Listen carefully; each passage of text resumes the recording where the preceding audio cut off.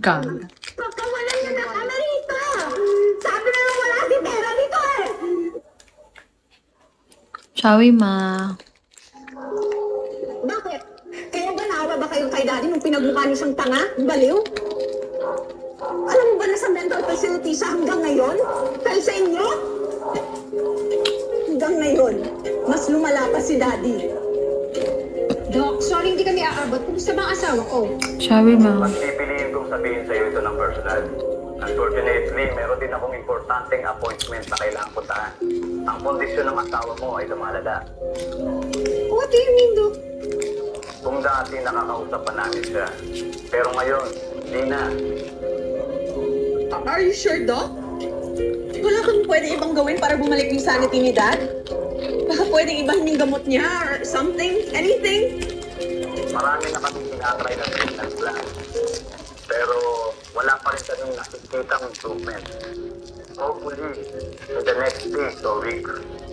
No! Nagbabayad kami ng mahal, binabayaran ka namin, you have to do something about it! Pagalingin mo ang asawa ko! Hindi pwede yan, Doc! Please!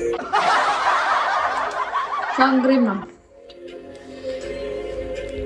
I'll never forgive you for what you did to my dad!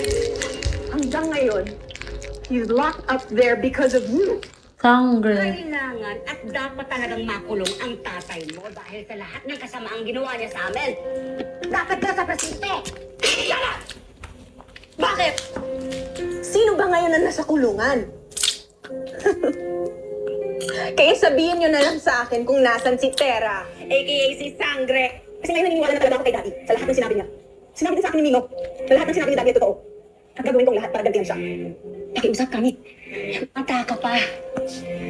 Huwag kang tumulad sa tatay mo. Pwede ka pa mabago. Oh my God. Don't mess me with that, Tagal ng Mama. piki.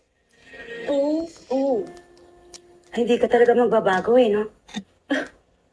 Sa lahat ng gusto mong gayahin yung tatay mo. Bakit? Gusto mong tamanda katulad niya? Kriminal?